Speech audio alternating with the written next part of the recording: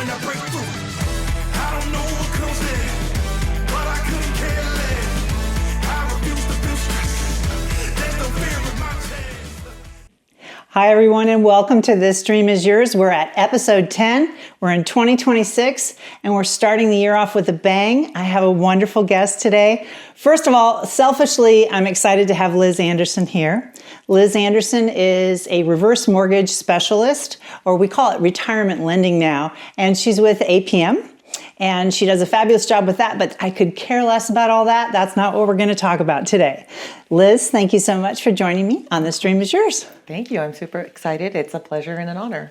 Well, I know that you are really good at what you do, but what I love about you the most, and why I wanted to bring everybody here with us today, is to talk about how you are a human connector, but where that comes from, and how your childhood triggered all this in you, in your personality about family and bringing people together and supporting people through difficult times and showing up. And when I think of people who I like to have in my corner, you're the person that I think I want to get to know better. And that's why I wanted to have you on here. So thank you. I'm so honored and touched, and thank you, because I don't get to talk about that enough. So I'm really excited that you're talking about this. Fantastic. So tell me and tell the audience a little bit about you as a person. Where did you grow up? Where are you from? Yeah, sure. So this is what's so funny. I'm really a small town girl. I grew up in the town of Truckee.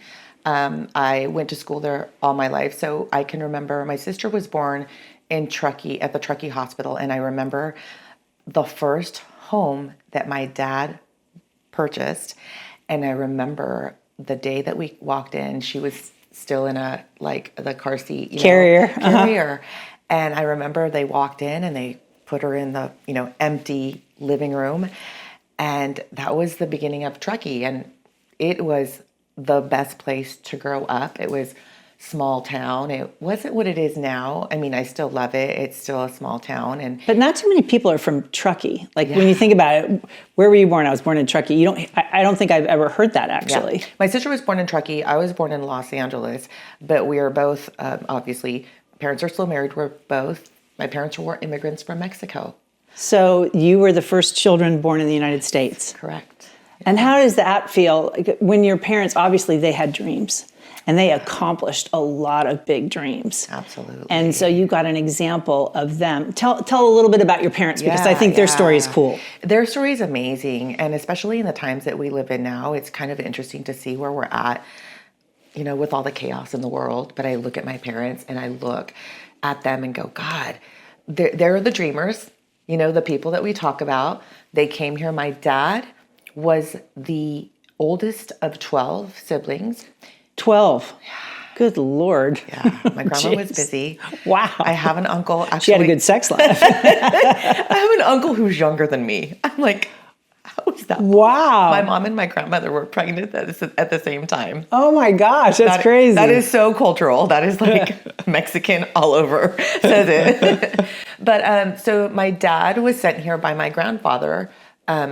At 17, my dad, he was pulled out of 6th grade because he was the oldest and he needed to help support their family. Oh, wow. So my dad had a 6th grade education in Mexico. When he came here, he came to live with a family member that he didn't even know, didn't know the language, started working, jobs, dishwashing jobs, restaurant jobs. And what's so interesting is everyone's like, how did you guys end up in Truckee? He started in Sacramento. That's where my uncle lived, which he came to live with. And then he ended up getting a job with the railroad. Your dad did? Mm-hmm. Huh. So that job was in Reno, which is where he met my mom. So my mom at the time was working for her sister and brother-in-law who owned a Mexican restaurant in Reno. So my dad went in there. That's how they met, was at the restaurant. When they tell me this story, they met there. They knew each other for 3 months and they got married. And I was like, what is wrong with you? And how long have they been married? 54 years. Isn't that amazing? Yeah. It's amazing. Yeah. That says something about the dreams that they had together and about pivoting Because I'm sure it's never been exactly like they thought it was going to be. Oh my goodness, no. And to watch all of the things that they went through culturally, all the struggles, the language barrier. I remember my dad would always take my sister and I with him somewhere to do the translating. But he ended up owning what? Oh my goodness. My dad did amazing things, has done amazing things. He's still alive, thankfully. So his dream was always to own a restaurant.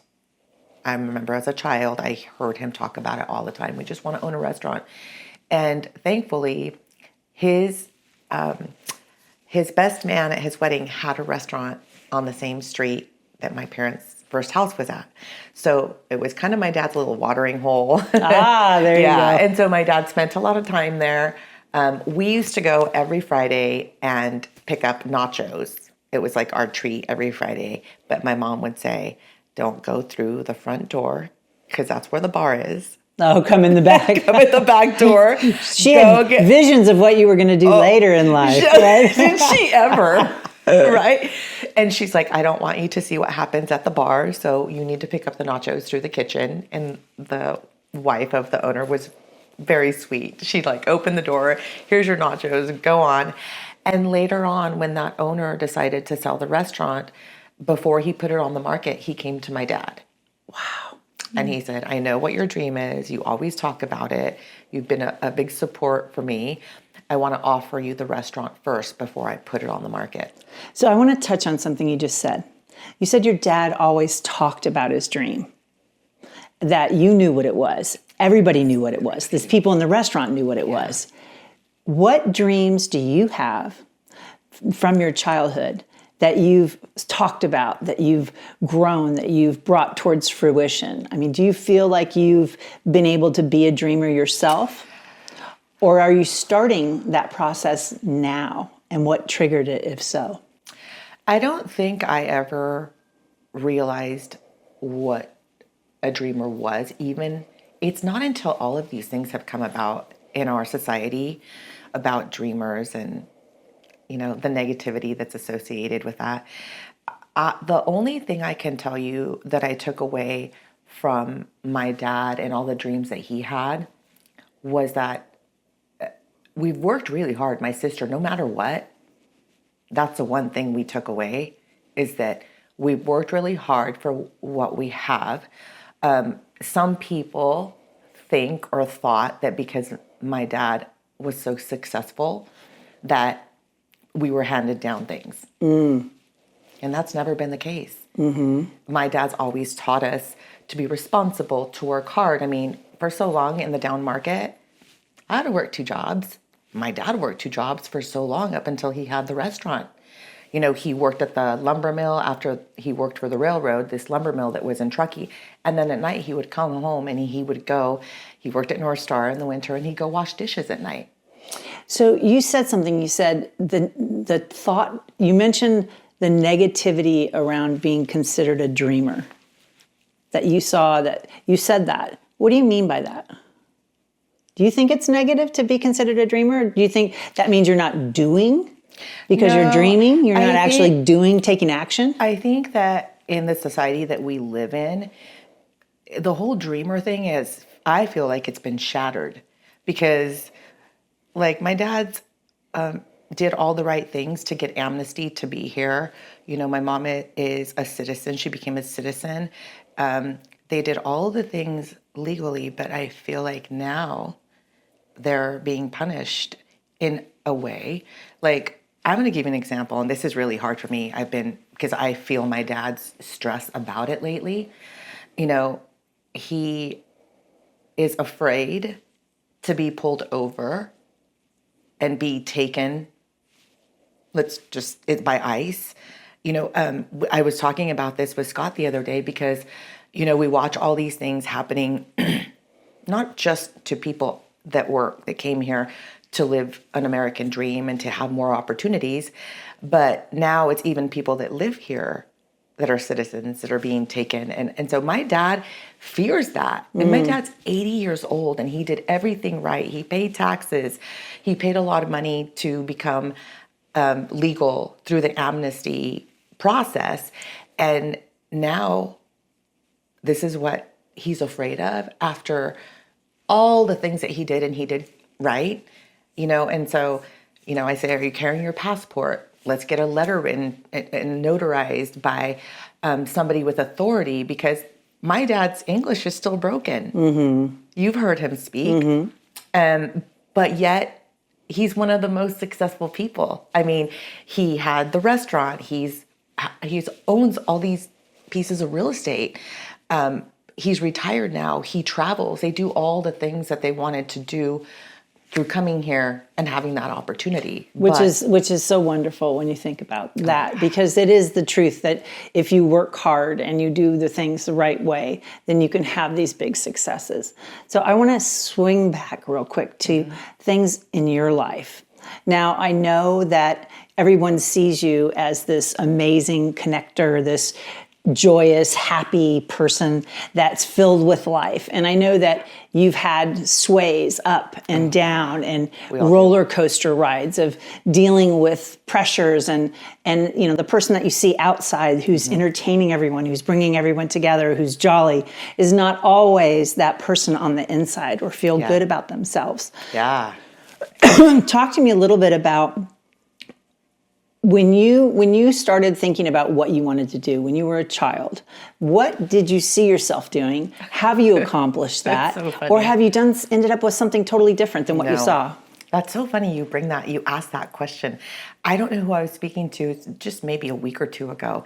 And when you're a kid, I don't know if everybody was like this, but my childhood was playing around with my neighbors. And one of the things that we played was like Office. Okay, who's going to be the boss? Who's going to be the receptionist? Were you the boss? What were you? No, I was the secretary. You were the secretary. I wanted to be the secretary. And my love of shoes came from my mother, because I would dress up as a secretary and I would wear her heels to go to work. Awesome. Which is so crazy that I have this crazy thing about shoes. But it's funny. I said to somebody, I go, it's so funny. I used to play Office as a child with all, the neighbor kids. And I always saw myself in an office setting, with back then it was a typewriter and then now it's a laptop. But I am actually living what, as a child, I wanted to do. Well, it's funny too, because if you think about the role of the secretary, the role of the secretary or the role of the hostess or the role in a restaurant is the first greeter, the first person that someone has contact with that sets the stage about the whole day, about how everything's going to go moving forward. It's like the glorious greeter. Yeah. Do you know what I mean? Yeah. So Definitely. I can totally see you doing that, because I feel like that's what you do. Even though you're a very successful mortgage person, I feel like, and you're always giving good advice and you're helping people make really good business decisions, and you're telling them how your parents did it, and you're making them financially more literate, which is super important. It is. And, but you're doing it with joy and coming from a place of, how can I be of value? Yeah, always. And that came straight from my dad. My mom is she's always asking me, when are you going to grow up? She's asking you? Yeah. I'm like, what does that mean? Well, to me, it's like, God, I hope never, because I see my dad being 80 years old and he has the heart and soul of a 30-year-old, right? And so she will. What is it about him that you feel gives him that 30-year-old's heart and soul? He's generous. He loves to see everybody. This is where I get this whole connecting thing. He loves to see everybody together, inclusive, having a great time. I mean, you walk into his house or what you've been at the restaurant. I've been at your house too. Yeah. And this is the thing. You walk in the door and his first thing is, go make yourself a drink. Go get the bottle of tequila. It doesn't matter what time of the day it is. It's like we walk in the door for breakfast and he's like, there's a bottle of champagne in the fridge. Go pour everybody a glass. We were the house as children. This is a funny thing. Before they had the restaurant, we lived in a 3-unit house. He had a house, his first house had 3 units. We lived in the biggest unit. On Sundays, there was a small Mexican community in Truckee back then. On Sundays, he would go to the restaurant that he bought, and they didn't have menudo on Sundays. My mom would make menudo on Sundays. The door would open at 9 a.m, and people would come, and my mom and From the Dad- whole neighborhood. Yeah. Oh, how They'd cool. come over and they'd sell menudo out of their kitchen. Oh, wow. And my parents would set up the whole table. So it was like a table of 8 or 10 people. And it was a revolving door. And my mom would make the menudo. They would sell it out of their house along with a Budweiser. But when me and my sister were the waitresses, go take the tortillas, go get them another beer, go. And then they had a restaurant. And it's just so interesting that that's how the restaurant actually came about. It's like they were practicing a long time before they even had it. Do you feel that a lot of your love for inclusiveness and entertaining and bringing people together is a cultural? It is 1,000% cultural. It's 1,000% cultural. It is. Everything that we do when it comes to our culture involves family. I mean, we were always around family. We always had family living with us. Mm-hmm. You know, we were never alone. Every sibling of my parents, that my dad particularly, that came from Mexico, would come one at a time. They always started with us. They'd get settled in. They'd get a job. They'd start the amnesty process so that they could become legal. It all happened through my dad. My dad. So you've married someone who is not Hispanic, who is culturally different, but you've kept your culture through your business and through your friend relationships. And one of the things that I think is really missing is that unity that comes from different cultures. Like for example, when someone's elderly, people talk about, Fijians are so wonderful with the elderly. We've had a Fijian person helping us, and la la la. And culturally, it's part of their culture to care for their elders. And you see that in the Hispanic cultures, and you see that in other cultures, but not so much in my culture. Yep, right? I say that all the time to Scott. And I think it's important that people realize how we can learn from other cultures and how we can dream about being more inclusive, and we can dream about. So what advice would you give me, like to be more like you, right? Because you want me to tell you what I tell Scott this all the time, and I'm like, you need to be the one that reaches out.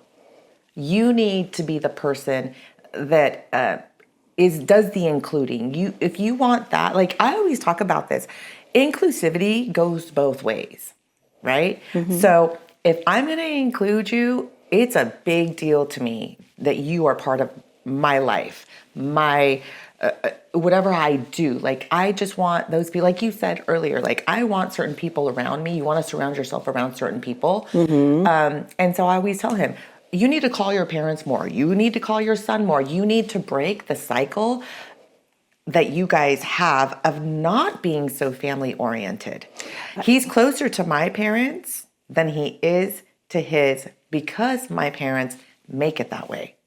Because they work at it. Yeah. Because it's working at it. That's how you stay married for 55 years. You actually have to work at it. Mm-hmm. It doesn't happen by osmosis. Yeah. So when you think about if you had a Liz Andersen giant billboard and you can write anything you wanted to on that giant billboard, and everybody's going to see it going down Highway 50 or Highway 80, what would you say? What would you want your message to be on that big billboard?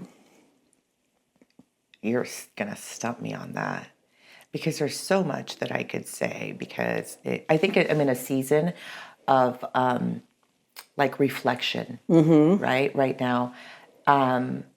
I have a lot of peace in my life right now. That's a good thing. Yeah, it didn't come with a lot of self-reflecting. And I think getting to the age where I'm at, where I'm like, okay. So what triggered it? If it didn't come with self-reflection? It was the trip. The last trip to Dubai. Let's talk about that, because that was a dream for Scott. That was a dream for your Scott. husband. And it was not a dream for me. A month before we left, I told him, I don't really want to go on this trip. I was very fearful, first of all. I was afraid to go to a country, first of all, that far away, very unknown to us, the culture. Very different for women. Yes, very different for women. And so I didn't really want to go. And it wasn't until we got there, it was the second day that we were there, I had some time by myself. And I felt something come over me that I had never felt before. It was very emotional. I had this really emotional moment. And Was it a God thing? probably a little bit. Yeah. We had just celebrated my dad's 80th birthday.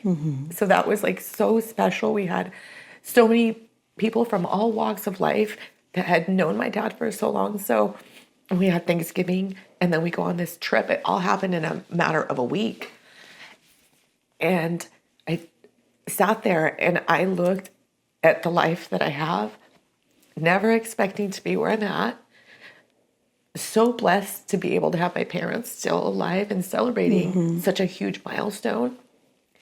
I told myself at that moment, you're so lucky. You're so lucky to be where you're at in all of the stages of life that I've arrived to this. Have my parents, all my family, friends. Thanksgiving is a big deal to me because it's just that. It's giving thanks for what And we gratitude. have. Yeah, gratitude, yeah. Yeah. And so I left Dubai. I've never had a feeling like that overcome me. But I came back here thinking to myself, I need to stop complaining about all the little things that we complain about. You know, we look at our daily, the things that we do on the daily, and sometimes we get frazzled and sometimes we complain about the littlest things. And I told myself, I can't do that anymore. I live a very blessed life. I look at all the things that I have, all the things our family has done for themselves, for us. I just need to be better about taking what I have and just being thankful for it every single day. So that's your billboard. That's your billboard. Live in gratitude, flip the switch, find the way to just shake the little stuff that really doesn't make a hill of beans a difference.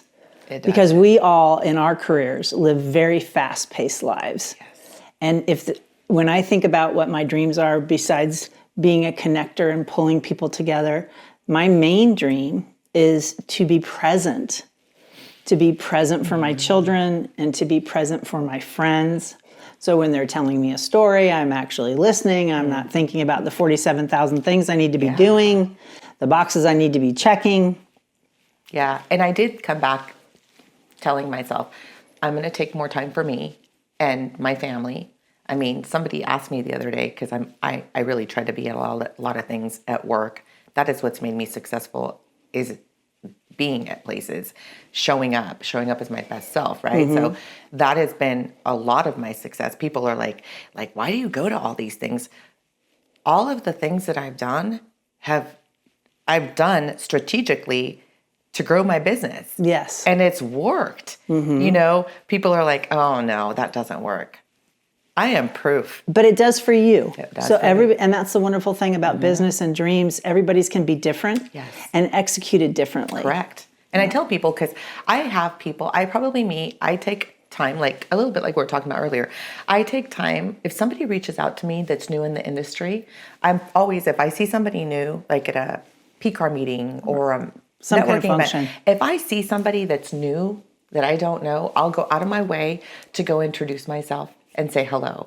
And I'll ask, are you new or whatever, right? And I will always offer, if you ever need anything, if there's anything I can do for you, let me know. And that's why you were voted by Sacramento Real Producers. Tell us about that award, because I know it really meant a lot to you. That was a big, like, wow moment for me, because And to everybody else, we were like, duh. It was not a wow moment. It was a duh moment. But you were so in shock, and we're like, why is she in shock? I don't get it. Because there was one other person on that I feel deserved. Well, they all do, right? But there's somebody that was part of that group that works her tail off. And you know what's so cool about it? When we were all nominated and she called me and she goes, I don't deserve this. You deserve this. She goes, I haven't even been in this county for months, and I just came here. You've been working your tail off. I'm going to do what I can do, which was amazing. You are going to win this. I'm going to push for you to win. I'm like, okay, that doesn't happen in our industry a whole lot. Well, and also, excuse me, it doesn't happen with women. Oh yeah. Women don't do this for one another. And that's like... But that's what I do for other people. But that's to me, that's part of the dream. Yeah. Part of the dream is not only are you supporting other people, but you're bringing women together to support other women.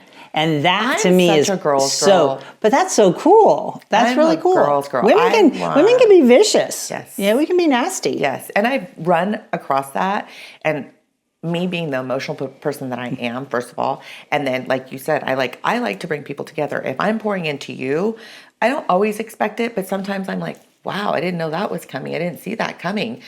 I should have. Life isn't perfect. People aren't perfect. People come to you to take sometimes versus give. And I've learned my lesson along the way, but it hasn't stopped me from being who I am. I have a question. What's your big, and you have such fabulous hair, so I'm going to call it a hairy dream. What's your big hairy dream that's out there that you haven't really shared with anybody, that if you could pull it off, it would be your coup de grace. You'd be like super excited. What do you think? Okay, so you know what else I saw myself doing as when I was older in life, and actually probably during college, I was really big into sports.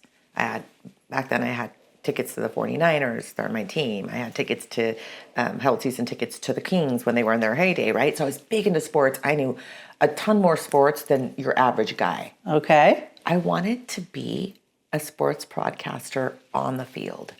Really? Yeah. So if I ever had an opportunity to do that, I'd take it. Well, girlfriend, now that we know what your dream is, I would take it. We've put it out to the universe, and now we're going to see who out there can help her become a sports broadcaster, even if it's just for one game, okay? Who out there can help her do that? Even like the Mexican channel, let's do that. I think we got to work on that. Well, I'm so glad you came and visited with us today. You. I really appreciate you coming, and I respect you so much. Thank you for being the person that brings everybody together. Same. I have a lot of love for you. Okay. Thanks. Thanks for being here.